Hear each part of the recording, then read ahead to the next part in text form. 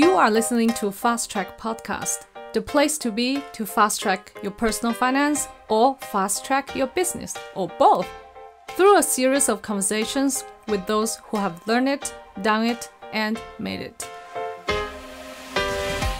Before starting the episode, I have very exciting news to share with you. I am collaborating with financial imagineer Matthias Richter to launch the Fast Track Money course. This 6-week online course is designed to help young professionals in their 20s to early 40s to learn how to save more, earn more, and invest, using money as a tool to fulfill your dreams. We teach you the proven method that Matthias has been using himself in the last 20 years and achieved financial independence.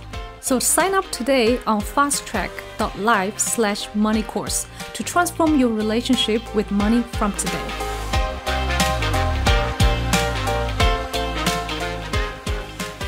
Talal Tabbaa is the co-founder and COO of Jibrel Network, an open-source Web3 development company based in Zug, Switzerland. He's also the co-founder of CoinMena, a regulated cryptocurrency exchange under the Central Bank of Bahrain, and serves on the board of Middle East Payment Services, MEPS, in Jordan. So prior to moving into crypto full-time, Talal worked at PwC, helped manage a private investment fund in Saudi Arabia. So today I will ask him about how he changed from working at PwC to start the Jibrel Network, and also his view on the future development of cryptocurrencies. Welcome to Fast Track Podcast, Talal. Pleasure is all mine. Thank you so much for having me. And I remember when we met a few years ago in Zug, you told me the story about how you and your co-founders started Jibrel Network and how you and your co-founders found the other co-founders. The story was very interesting. So would you like to share with the audience the origin of Jibrel Network? Sure. So it's crazy I thought our story was crazy up until I saw other companies and how they are formed today. But first let me give you how we started Jibrel and actually how Yazan, my co-founder, started Jibrel and how Victor and I joined. So I was living in Saudi Arabia at the time. I was helping manage an investment fund that I got this fund into crypto. So it was a member of the Saudi royal family, and it was a fund worth billions of dollars. And I convinced them to put a small amount of money into crypto. I did that through a Swiss financial intermediary. So I was probably in early 2017 spending almost all of my time on crypto, even though I was helping manage the Saudi family office fund.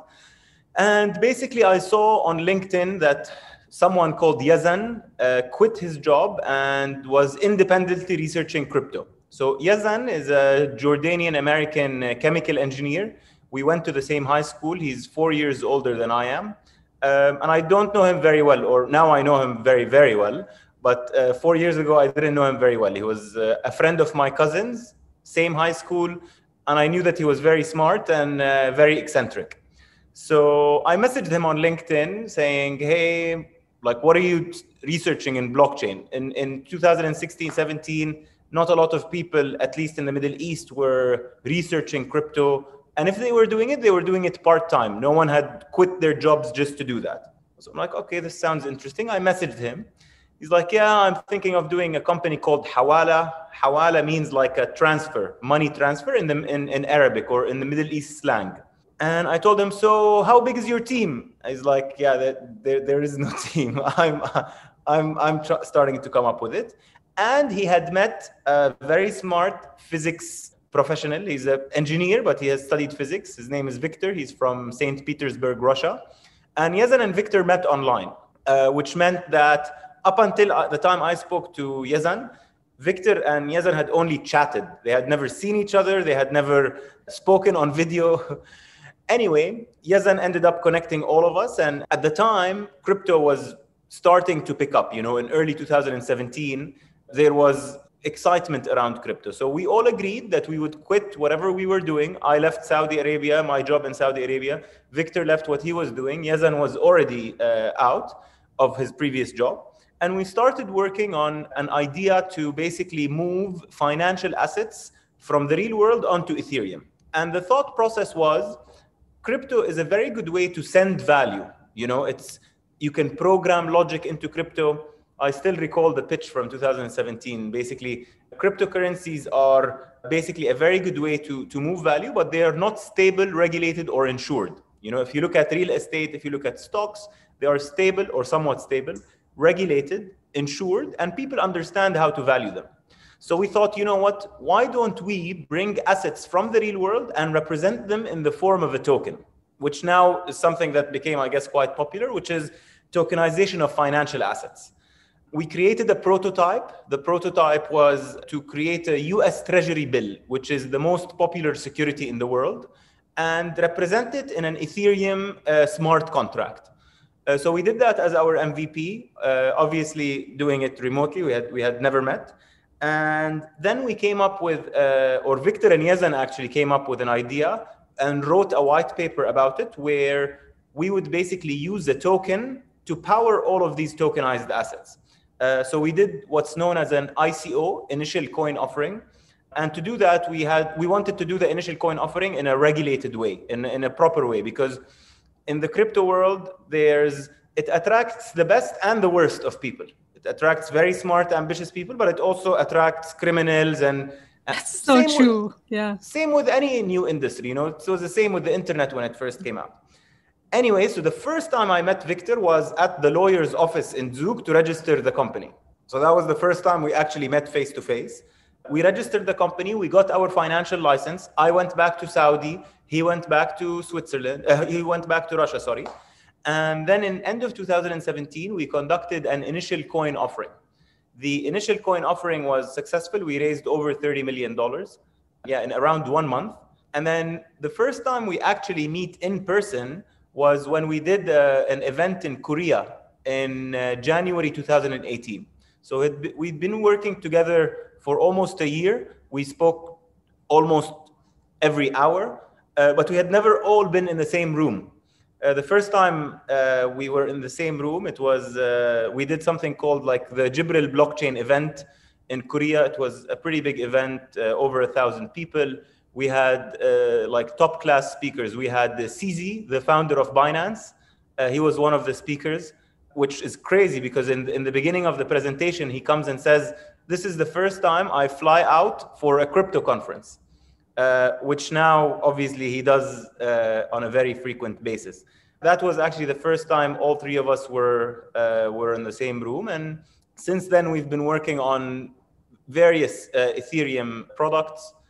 In the crypto industry, a lot of it is, there's parts of crypto that have proven product market fit, and then there's others that are more experimentational. So in our case, on the Jibrel side, similar to many companies that are doing financial products, is more on the R&D side. So that's like the quick, I guess, intro of how we started Jibrel. It's very exciting, for the audience. But one part maybe you didn't mention is how you initially also get like a funding from investors to work on your own project. Then you return the fund to investors. That was funny. That was. So I used to live in Saudi Arabia, and I'm a very talkative person. Depends on what time of the day it is. In the morning, usually I'm slow, but in general, I'm quite a talkative person. So in Saudi, I convinced a lot of people to invest in Bitcoin. Whenever I would meet someone, I was crazy about it. Probably still am a little bit crazy about it. So I got a lot of people to invest in Bitcoin throughout 2015 and 16 and 17. And obviously, these became very happy investors. Actually, before reaching out to Yazan on LinkedIn, I was working on an idea of mine that has to do with like supply chain and aviation. Because I studied industrial engineering, so I wanted to use blockchain and some element of crypto to improve processes in supply chains. So I had raised about $1 million from investors in Saudi, and basically after I spoke to Yazan, I'm like, okay, shit, his idea is way better than mine.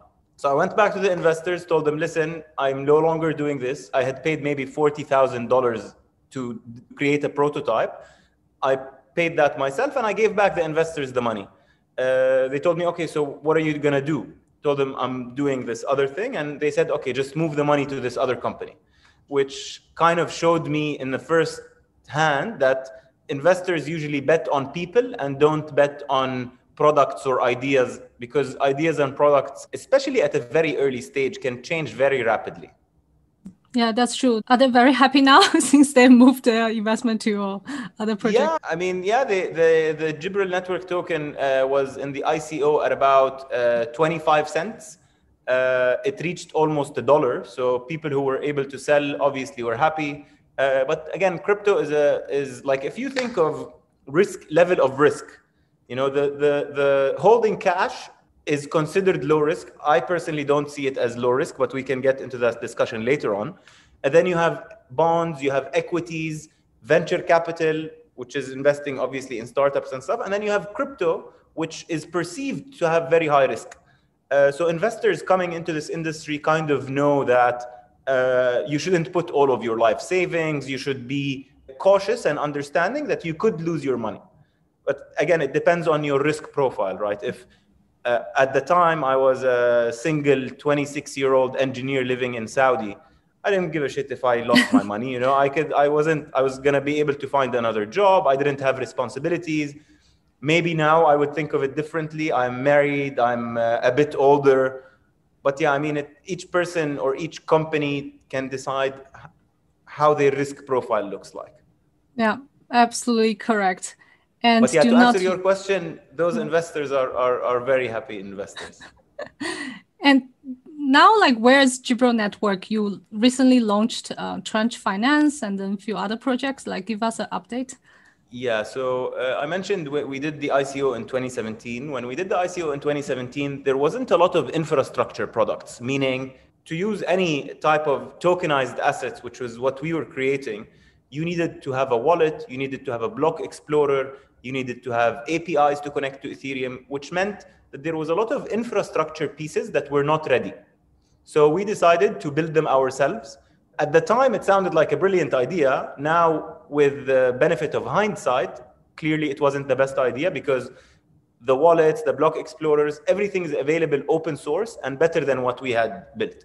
Anyway, we spent the past 3-4 years building products that allow institutions to tokenize their assets. I think the coolest project that we did was with the Central Bank of Jordan for central bank digital currency. To put the national currency on the blockchain, on the Ethereum public blockchain. It was done in a test format, so it wasn't full commercial scale. And it showed us that the central banks are still very far behind, or at least in 2018 they were. So for 3 years, we tried to solve a problem that wasn't really there. Like I'll give you an example. We did Sukuk. Sukuk is Islamic version of a bond. Just think of it as a bond. We did a project with a government-owned bank here in Abu Dhabi, and the bank said, amazing, it saves 95% of our costs. But the risk department said, okay, it solves 95% of the cost, but how many banks have done this before? What if the whole bond disappears? Or what if Ethereum turns off? I'm like, Ethereum can't turn off. He's like, okay, what if it turns off? Who does our legal department go to? Which kind of showed us that even if the blockchain or crypto is a lot more efficient, the perceived technology risk doesn't outweigh the benefits. About 6 months ago, we decided to pivot.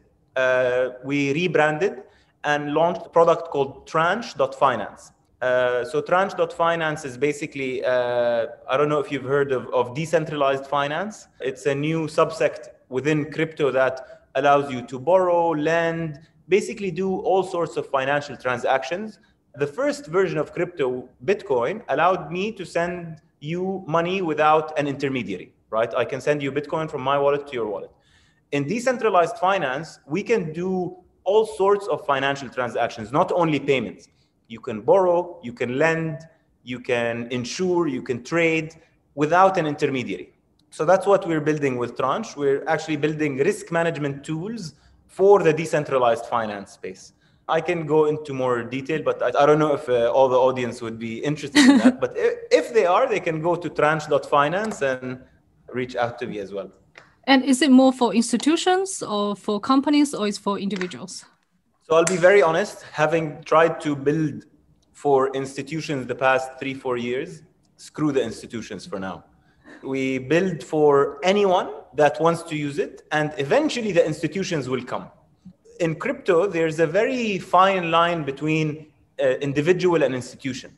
There's individuals that have as much money as institutions, and you have institutions that barely have any money. So the lines have been blurred.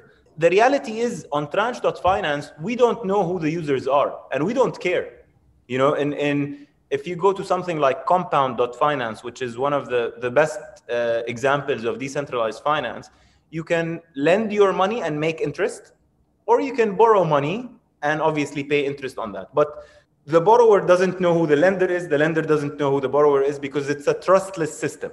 So to answer your question, at the moment, we're building for the crypto economy, whether funds, whether individuals, companies, it doesn't matter. And eventually, I believe that banks will have no option but to start using these networks, because they are 100 times more efficient, if not more. Right. And also you started CoinMena besides Jibrel Network and all this project we are doing with Jibrel Network. Why did you start CoinMena? The question that I get asked the most as someone that lives in the Middle East is, Talal, I want to buy Bitcoin, I want to sell Bitcoin. I want to buy Ethereum, I want to sell Ethereum. And the requests are many and of big value, and I used to tell them, okay, just go to this website and buy. And then me and my partner were thinking, okay, if all of these people are asking, why don't we create an exchange? So we looked at the different regulatory atmospheres in the Middle East and decided that Bahrain is the best one, because it's a license by the central bank. So yeah, we registered the CoinMena in Bahrain and got licensed in December, and we launched a couple of weeks ago. So yeah, it's a very simple offering, allowing people to go from fiat currency to crypto and from crypto to fiat currency, at least for now. I see that your style is always launch something really fast, very efficient. Is there any experience you can share with the others? Like, what did you do? You work 100 hours per week or what? Okay, so if you think it's fast and efficient, I can assure you it's not. But yeah, I mean, persistence is I think one of the most underrated and important feats, that you keep going at it until it works. And then having division of responsibilities within the team. You need to trust the people that you work with. I trust that CoinMena's managing director, Dina, if she's working on something, she's going to do it. I don't interfere with her work. She doesn't interfere with my work. The team needs to trust one another. And so the most important thing I believe in startups is that you don't have to do what you are assigned. You need to understand what needs to be done, plan it, and execute. It's not like I used to work for PwC before, and in PwC you would get a task, you'd complete the task, and that's it. At a startup, you need to find out what the startup needs, see who needs to be working on this, and get it done. So like persistence and like take initiative, be proactive. Being very, very, very proactive. I agree. Being proactive is probably one of the most important things, but also not giving up. Like, we got licensed last year in December. We applied to the Central Bank of Bahrain in middle of 2019. For 16 months, we were just in the licensing process. But that basically is because a federal license or a central bank license usually takes time. So you need to, I guess, be persistent is one of the most important things in my opinion. Actually, recently I read this book, A $1 Billion App, and one of the key traits of all the companies that they become like $1 billion company, like app companies, is the co-founders. They have this persistency. No matter what happened, they push it through. And then those companies now become, I don't know, some of them they mentioned like a Halo or Uber and all these big ones. And then talking about hiring teams, you see, it's very easy for co-founders to take initiative, to be proactive, to see what needs to be done. But for employees, it's somehow a different mindset because it's a job, right? So how do you find the best employees or talents to form a team? Okay, so this might sound weird, but basically you cannot have employees. If you have employees, you will not succeed. You can succeed if you have like a shawarma shop or something that doesn't require people to be very innovative and pushing but if you want to do a tech business, the incentives have to be aligned. So you need to give employee share options. You need to give tokens if that's what you're doing. I used to be an employee before, and like what? You're gonna give me like my boss, which at PwC, which I used to fight with quite a lot, is like, yeah, I don't know, if I would fight with him, he's like, yeah, this is gonna affect your bonus. And in my mind, I'm like, fuck your bonus. It's what you're gonna give me, what, 2, 3, 4 months? I know how much money you're making. It's as a team, if the company makes so much money, like what am I gonna get a couple of months extra bonus? It's capped. It's capped. And if you cap people's upside, you cap their amount of effort they are willing to put.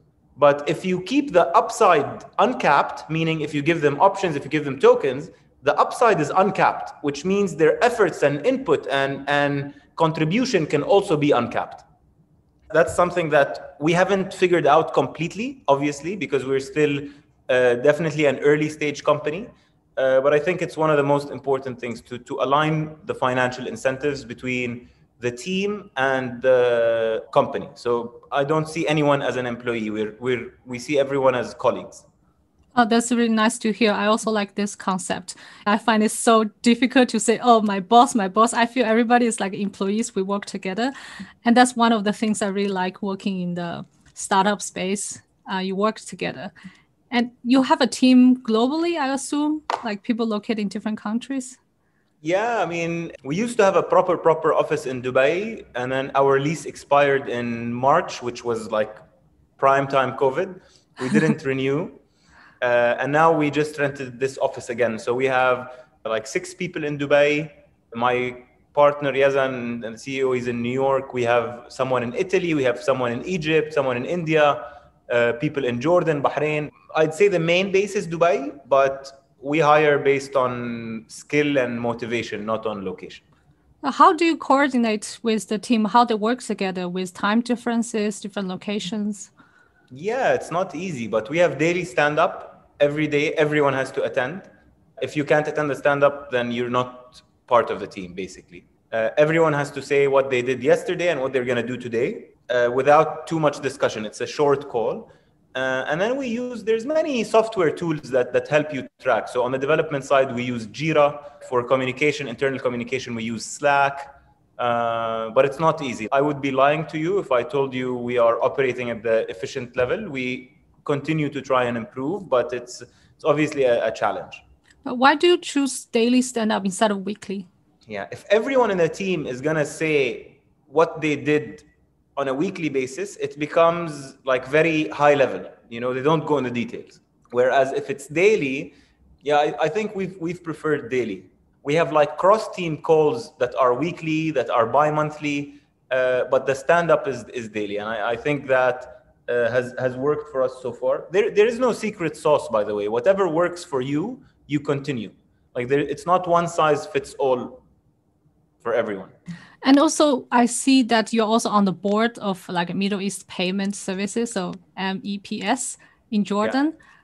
Yeah. What did you do there? Like, what is involved? What's the development with the MEPS right now? So MEPS is like a card company, but not a card company, but they're in traditional finance. It is owned by like 8 banks. I don't own anything there. It's a company that does all the card processing. It's one of the largest players in the region when it comes to that. Maybe 4 years ago, I went and presented to them an idea about crypto and using blockchain.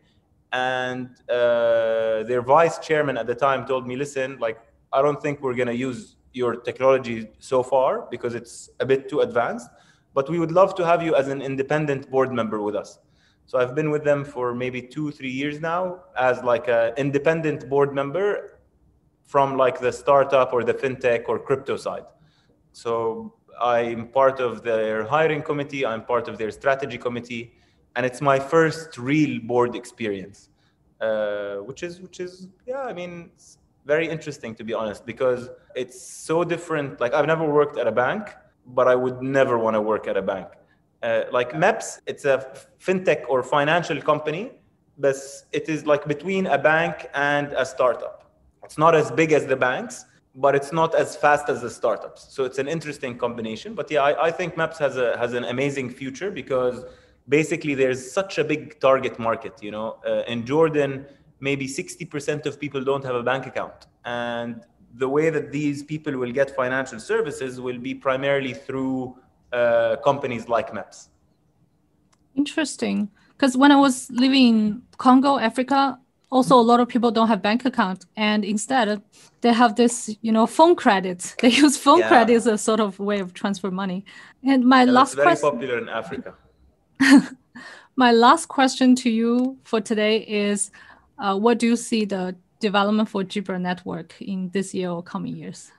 Oh, so it's my baby. It's what I spend most time on. We have like internal metrics on where we want it to be. We've come up with an interesting value accrual mechanism for Slice, which is the native token of our platform.